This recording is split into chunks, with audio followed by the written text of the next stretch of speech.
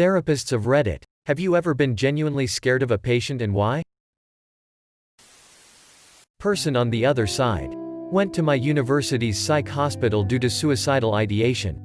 Was 18 at the time. I was lobbed in with the under 22 group and there's this fireman in his 20s who I'd learned through the grapevine other nosy ass patients was bipolar. No biggie. We all got something wrong in there. Right. He was very quiet. Decently attractive and kept to himself even in group sessions. He would always give me this penetrative, unblinking stare all day long. I'm very shy and hadn't spoken 2 words to the guy. Maybe smiled in passing if I made eye contact, which I avoided due to the staring. In the main room, like a living room I guess for a psych ward, we'd all be hanging out and he'd sit across from me with a sketchbook. Honestly just thought he was passing time. Once you're committed you can't leave unless the doctor says so. Anyways, my mom comes to the hospital to visit me and she noticed the guy staring at me. She walks behind him while he's with his sketchbook and her entire body froze. Like completely locked up as if you're watching a video and press pause. He had drawn a very detailed picture of me, hanging from the ceiling in the psych ward. She calmly tells the nurse and the guy is removed from the room. Never saw him again. A couple of days later I overheard some nurses saying that the guy had filled the entire sketchbook with different drawings of me. Dead. In different scenarios. Honestly, it was scariest thing I've ever been through. Used to be a therapist at a behavioral health hospital. I had some patients who genuinely scared me in theory, but nothing ever happened with them. I was significantly attacked twice at work. Both patients were young women. Neither of them scared me beforehand. Both were incredibly quiet, withdrawn, and unassuming. One strangled me with my keys. My lanyard was a breakaway for that very reason. But she had tried to steal them several times that shift in attempt to escape the building and run into traffic. So I stupidly knotted off the breakaway portion. We carried panic buttons on the lanyards and I was able to press it while being strangled with it. The other attack occurred when I was fairly new and on a low security unit. In view of other staff. I was walking away from the patient and she grabbed me by my hair, pulled me to the ground, and dragged me for several feet down the hallway where she began kicking me in the chest and stomach. She was sent to a higher security unit as a result.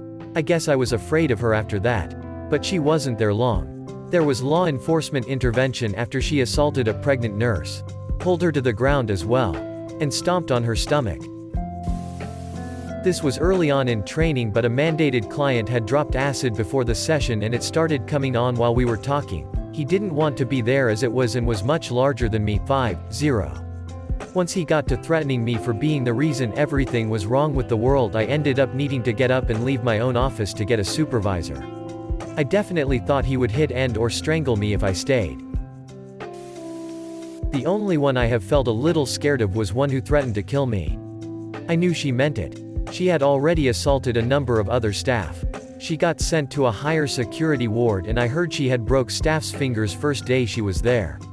She held staff and other patients hostage in one of our rooms, threatening them but circling the table as if playing with them first. I see violence and aggression regularly and it doesn't faze me, but she did. I would purposely avoid eye contact and look straight ahead, avoiding her, and pretend I wasn't intimidated. As that's what she wanted. When I was in med school, our psychiatry attending told that years ago she dyed her hair red. Few weeks later she had a patient who obsessed with redhead women. Patient was thinking about killing redhead women and then putting their plucked head into boxes. So she had 2 weeks off and patient was carried by another doc. Not a therapist but a school counselor, small young female. I have a student who is 6 feet 4 inches with emotional behavioral issues. Reading his social history made me cry because of all the shit he's been through. So, of course, I have a soft spot for him. But his anger gets out of control and it can be very scary. He punched a pole right in front of me once and narrowly missed my face. I looked at him in the eyes and sternly said, "Do you realize you almost just punched me in the face?" He snapped out of his rage and apologized profusely. I wanted to hug him and tell him everything was going to be alright. Edit. I messed up the last sentence and rewrote it. I was pretty nervous when the drunk partner of a client backed me into a corner. And pretty goddamn sweaty when a violent sex offender with a good 80 pounds on me blocked my exit and told me he was going to kill me and my family. The one that really got me long-term was a 15-year-old girl in a residential program I worked at. She had substance use issues, which is why she was there. But it was clear from the jump that she had deep mental health stuff stemming from her child. She had been adopted out of a Russian orphanage where she and a younger sibling has been left in a crib alone for God knows how long. Covered in lice and shaved bald. She had a lot of expected attachment issues, but talking to her was like talking to a black pit full of hatred. She hated everyone and everything and had no conception of consequences or what self-preservation was. She'd do stuff that would spin your head around in terms of how unsafe it was. And she just had no reaction. There was no getting through to her, as she needed the interventions when she was a very small child to be able to move forward successfully. She was discharged when it was found out that she was hiding knives under her mattress. I would not be surprised if she was in jail at this point. I am a woman and a therapist working with people with severe issues. I had a client come in for an initial visit whose file read like that of a serial killer. Animal abuse. Torture of other children when he was a child. Homicidal attempts. I had an initial moment of intense feelings of awe, and then shifted to, what happened to this guy? Turns out what he went through as a child was more horrible than I could have imagined. We did a lot of great therapy work together, and last I heard he was doing really well in his life. As a therapist, I don't give up on people just because they have done and are capable of some pretty horrible stuff. Edit. I do not take private clients. Nor would I be able to ethically take on clients I meet on the internet.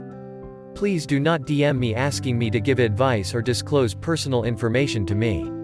Most psychoanalytic clinics have sliding scale and are currently offering telehealth.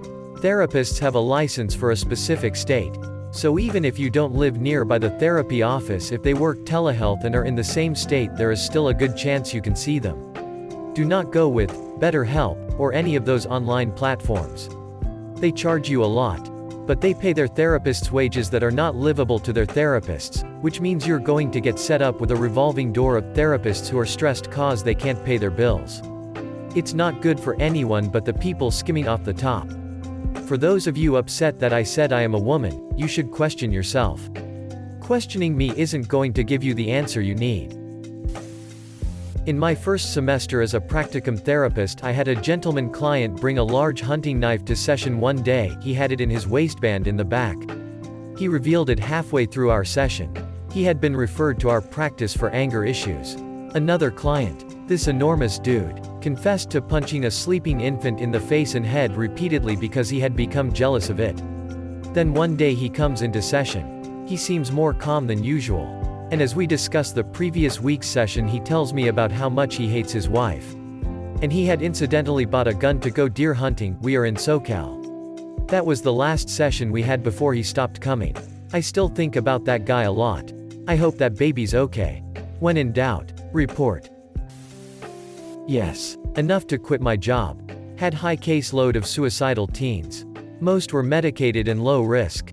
But had 2 kiddos who had several suicide attempts prior to me. And while under my watch, I was getting physically ill, not sleeping well, constantly worried. I tried to transfer them to a higher level of care, but our company was greedy and didn't want to transfer them and lose those funds.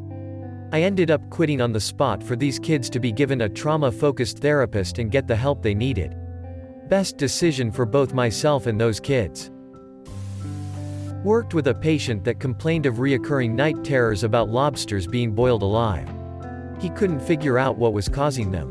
The fact he killed his GF, chopped her up and boiled her head didn't seem come to him as a reason he might be having these dreams. My only fear is the system will have to release him one day, as they could never get him sane enough to stand trial. Obligatory, not a therapist but an EMT. Have one PT that calls us saying he overdosed on meds probably once every 1 to 2 months. Wears stuff with our logo and pretends to be on our ambulance service. This person used to show up to actual scenes and pretend to be one of our first responders.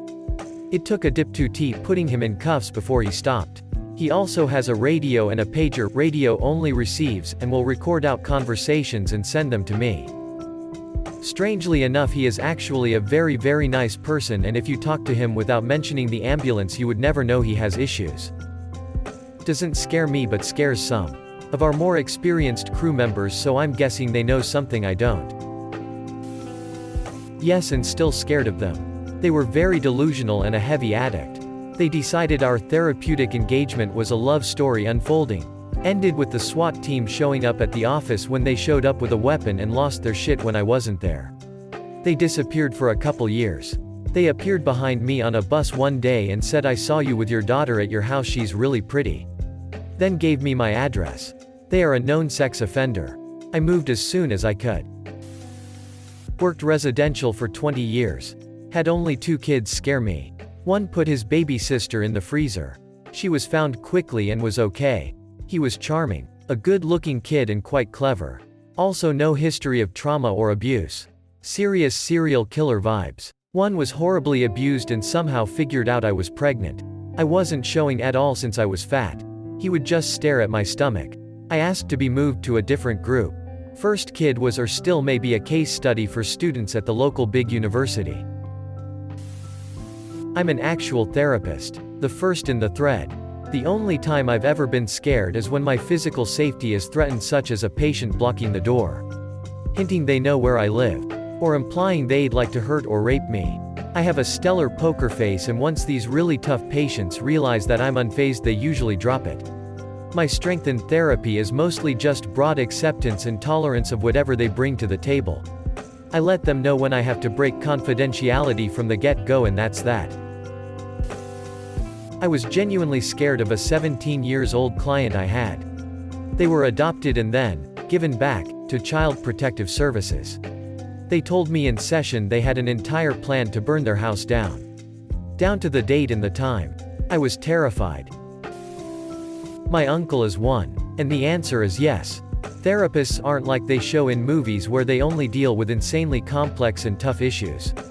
Most of the people that come see him just have normal problems that most people can relate to. People seek therapy for a whole assortment of issues. So if someone goes to him with violent thoughts, or deeply disturbing issues and ideologies, it shocks him like it would shock the rest of us. They are just trained to handle it better than the rest of us. But deep down their reaction to it is the same. I do intake for court-ordered mental health services. Often it's not even the client themselves, it's the parents or spouse of a client who, on learning that they will in fact actually have to work to change a behavior or have some inconvenience placed on them. Jimmy needs to be picked up from school at the end of the day and then be supervised at all times. Guns need to be removed from the home. These people end up throwing a fit in my office or approaching me at a store months later with unknown and hostile intentions to either tell me services didn't work or everything is fine. Gee, I guess we didn't need to do that all along. In one of my first clinical placements, I had a psychiatrist supervising me who would toss me cases without any meaningful review. One afternoon I went into a room to meet someone for the first time and was told they were anxious. The individual was floridly psychotic and informed me shortly after I walked in that he was scared for himself and others because he was a werewolf and would be transforming that evening. Apparently I did not respond quickly or meaningfully enough, because in almost the next breath he informed me that I was not taking him seriously enough, picked up the office lamp, and threatened to beat me to death with it. The only client who scared me was one that was nice to me. He was awful to everyone else on the treatment team and would never comply with services until I came along. He always greeted me with a smile and wanted to know what I did in my spare time.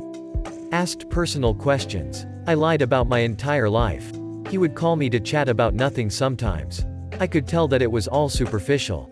However, I would have to text my boss when I arrived at his home and when I was back at my car with the doors locked. When I got pregnant, I begged to be removed from the case.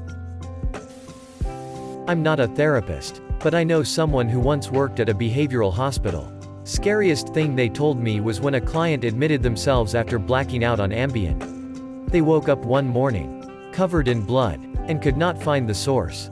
They went to the bathroom only to find that their poodle was disemboweled. Demonic words were written in blood on the walls. And there was a recording of them doing everything on their own. They swear they had no recollection. Nothing. The clinician called the family to gain further history and background. Evidently, that wasn't the person's first time mutilating animals, and this was a pattern. The family said that they reviewed the video and it was a massacre. My first job as a therapist in community mental health, we had no close time, and were expected to accommodate any and all late session requests from clients with no security. It was insane. We had an incident occur with a coworker. Her client exposed himself during session. At the next staff meeting, we were berated and gaslit about safety. You should park closer, yet we would also get in trouble for parking closer and told those spots were for clients. Needless to say, I only stayed there about 7 months. Daily crying and intense anxiety weren't working out for me.